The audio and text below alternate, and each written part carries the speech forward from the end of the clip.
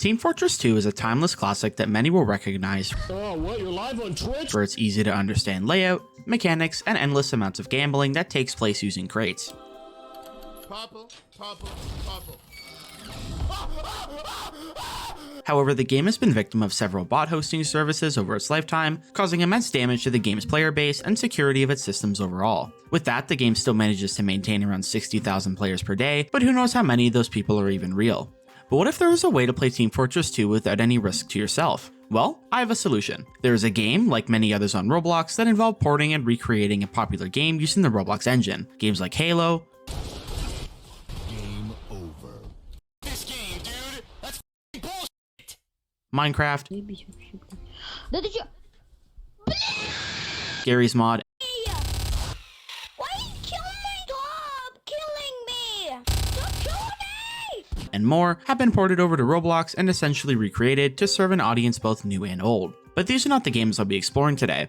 The game I'll be talking about is Typical Colors 2, a game that you all voted for and is a Team Fortress 2 remake on Roblox that features over 70 maps, more than 10 different game modes, nearly 200 different weapons, and more. This game was released all the way back in 2015, like other well-known FPS games, and has been consistently updated throughout its life on Roblox. It could even be considered one of the older FPS games on Roblox, considering its year of release. Before we get started, make sure to like and subscribe. It's a free way to help me out, and I appreciate it as always. Launching into the main menu, we're greeted with a very solid Team Fortress 2 looking menu with its classic gray elements. There's a server browser to select a different server if you wish, inventory, store, achievements, contracts tab, and an announcements tab. The inventory is pretty simple. It lets you select from different weapons and cosmetics that you unlock and customize per class. The store tab has many different subsections to purchase weapons, crates, extras, taunts, and a daily shop that rotates every day, offering different special items and some VIP exclusive ones. The achievements tab is obviously just achievements that you can earn, and I'm unsure if they give rewards, but I guess we'll find out once I start playing. There are a total of 9 classes in the game: Flanker, which is Scout, Trooper, which is Soldier, Arsonist, which is Pyro, Annihilator, which is Demo Man, Brute, which is Heavy, Mechanic, which is Engineer, Doctor, which is Medic, Marksman, which is Sniper, and Agent, which is Spy. A bit confusing since the names are fairly similar, but I'm sure you get the idea. I'll be attempting to go through each class and get a fair idea of how each one works and rank them from 1 to 10 after playing with them. With all of that said and done, let's get into the first game. For the first game, I'll be going in order in which I mentioned the classes, so we'll be getting started with Flanker, a basic loaded of a lever shotgun, pistol, and bat. Right away, I noticed that I'm really fast, which I do enjoy, and we were on a King of the Hill game mode with a map that I can't remember the name of. I was a little bit intimidated by the levels of other players, especially since some of them were upwards of 200 and higher. But shockingly enough, I was actually able to get some kills against them, but ended up dying mainly to a spawn trap that I didn't even realize was a thing. Like 3 times I died in the trap before realizing what was going on since I was an idiot about it. Even with this basic loadout, I was able to get a ton of kills as a beginner, which was really nice to see. Some of the other classes, however, are not like that, and you'll see what I mean once we get to them. After some more back and forth, we ended up winning the match fairly quickly, and I managed to drop around 9 kills total, more than most of the enemy team except for one person. Overall, with the beginner-friendly loadout and the ability to get kills fairly easily, I have to give the Flanker class a 10 out of 10. It's a really good class that does a ton of damage and can make for some great gameplay. The next class takes us to Trooper, a heavier class with more health and moves quite a lot slower than the previous one. This kit includes a rocket launcher, shotgun, and a crowbar. Right as the match started, I immediately destroyed this guy just sitting in front of our doors, and it just got more insane from there. We were taken to a classic map that some of you may recognize, and that map is Upward. Payload was the mission game mode, and it was quite insane how easy it was to get kills with the Trooper class. Just the basic loadout can offer some really high damage, and paired with the shotgun, you can finish off an enemy after hitting them for 100 plus damage with one rocket. I even managed to get over a 10 kill streak before eventually dying. You can rocket jump to gain some height or leave a stressful situation, but I never really had to use it for that reason. We had a moment where we got kicked off the point or nobody was on it, but we got back into it and destroyed the enemy team. At one point, we even had a teleporter that was basically in their spawn, so half the team just sat in their spawn and just kept destroying them. It didn't take long for us to win the match overall. For a match that's supposed to take quite a long time, we ended up destroying them in less than 7 minutes. Overall, I have to give the Trooper class an 8 out of 10. It's a really good class that offers a lot of damage, even with the beginner loadout. But with the speed, it does need to be matched with a medic in order to survive any high engagement fights, since you don't really have the speed to leave if needed, only a rocket jump that still does damage to yourself. The next class is Arsonist. With what you would expect from somebody with arson in the name, it has a flamethrower, shotgun, and funny enough, a fire extinguisher. You can hold left click to let out flame, or right click to blast away enemies if you feel like they're getting in your personal space. We end up on a rooftop map in another King of the Hill game mode. This map is insanely small and close knit, so choosing this class was a pretty good choice. Since most enemies had to stay close to each other, it was pretty easy to just light them all on fire at once. One thing to note that there is a large ping issue. In every single official server, the average ping was around 200, which isn't good for a first-person shooter. There were times where I'd be far away from an enemy, but still get hit by their melee just because our pings didn't line up. It could just be a Roblox thing, but having it in every single server just seems a bit too strange to me. Overall, there wasn't much to say about this section since it went by pretty quick, but Arsonist is yet another super beginner-friendly class and is going to get another 8 out of 10 for me. The movement is good, the damage is good, but the right click could just be a little bit more impactful. Having to be right on top of the enemy to blast them backwards just seems a little bit insane to me. Annihilator is the next class on the list. With the main arsenal being grenades and featuring not 1 but 2 grenade launchers, I'm curious on how this one will work. The main grenade launcher gives you 4 shots that can either explode immediately on impact or timed if it doesn't hit anyone and just does AoE damage. The sticky grenade launcher is as you would expect, it shoots grenades that stick to people and surfaces and can be triggered by hitting right click.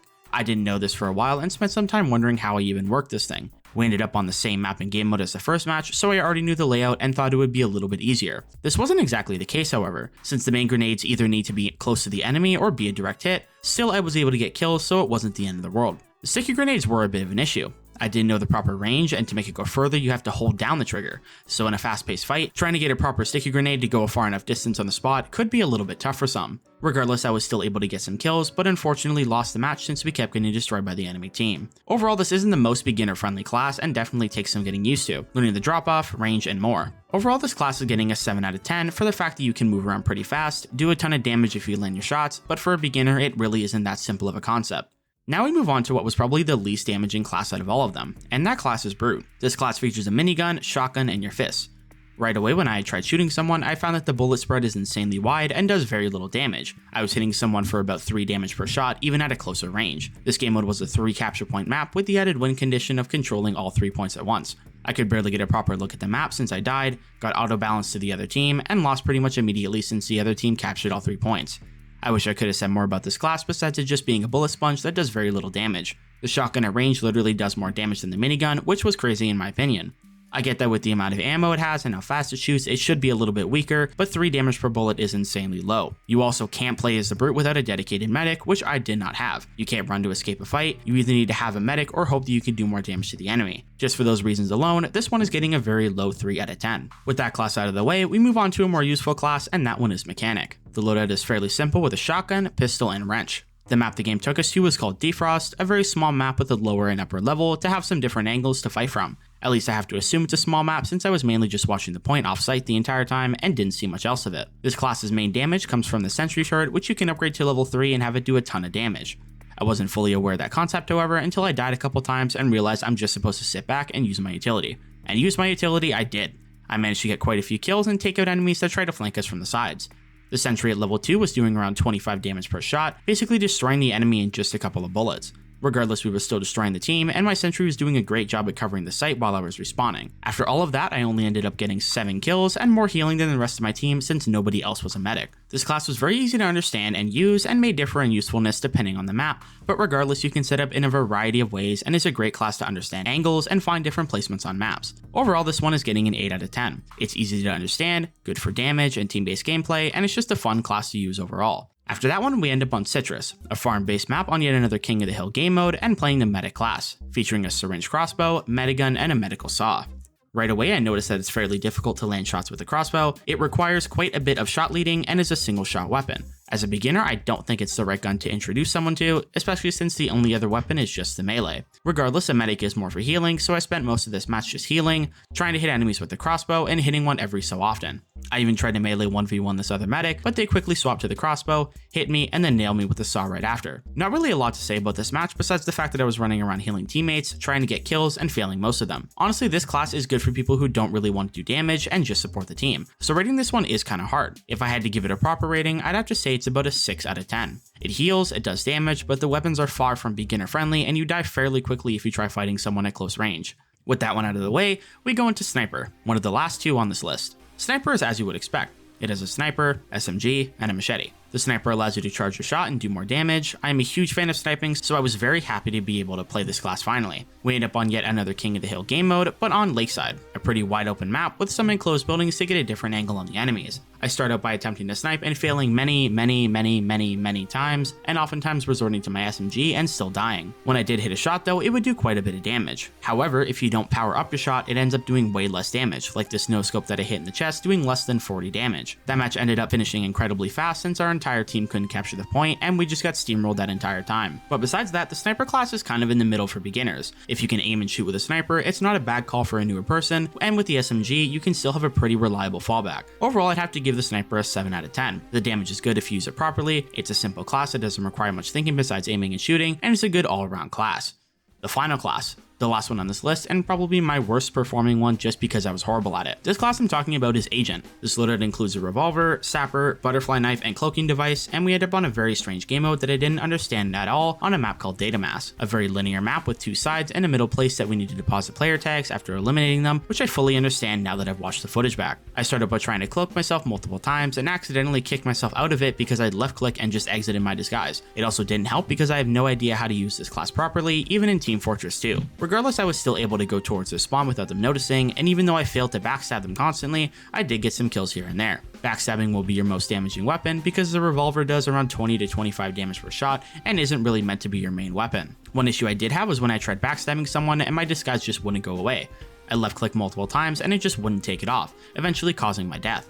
I did manage to get a couple knife kills, obviously not backstabs, but regardless, I managed to do it. We did end up destroying that team though, and I was fairly useless and only dropped a few kills. Overall, for a beginner, it might take some time to learn the mechanics, proper routes, and whatnot for the maps, but I think I'd have to give this class a 5 out of 10. It's not good, but it's not bad. The revolver damage is very weak, and half the time you can get caught disguised by an enemy just hitting you with a stray bullet, a shotgun shot, or anything like that really. There are a ton of other game modes that I wasn't able to fully explore however. There's boss game modes, medieval game modes, randomizer modes, and more. If you want to explore these for yourself, just go to the server browser and hit game modes and you'll see all of these and more down there. Overall, this game was a blast. It features a ton of different game modes to keep the player engaged and have something different to do at all times. Community service that people can open and customize for themselves, which is very cool to see in a Roblox game. 9 different classes, all of which are completely different and serve their own purpose. A ton of cosmetics and customization options to show off how much you play the game. Over 200 different weapons, each featuring different stats to change up your playstyle. The fact that there are over 70 maps is another good thing to note. It's great being able to have so many maps and not get bored, especially when you pair with the other game modes. My main cons for this game were the fact that some of the classes felt very weak like the medic, and some were very hard to use like the Annihilator, where it took me quite a while before figuring out how it was meant to be used. There isn't really any semblance of skill-based matchmaking either, causing some of your matches to be paired with people level 200 and higher. The lag was another issue, considering that most if not all servers maintain an average of 200 ping, and sometimes cause people to hit me with melee farther than they should be able to. If you enjoy this game and have played it before, let me know down in the comments below. I'd love to know what your favorite weapons and classes are, and how much you enjoy the game itself. Thank you so much for watching. If you enjoyed this look into typical colors too, make sure to like and subscribe. It's a free way to help me out and lets me know that you enjoyed it even more. If you want to connect with myself and other members of the community, join the Discord linked down in the description below. Thank you to my members and to Majime for being a tier 3 member. If you want to be on this list as well as get access to other exclusive perks like emotes to use in comments and live streams, as well as roles and channels in the Discord. It's a great way to help me out even more and helps me keep making videos like this for everybody. Thanks again for watching. I've been Miko, and I will catch you in the next video.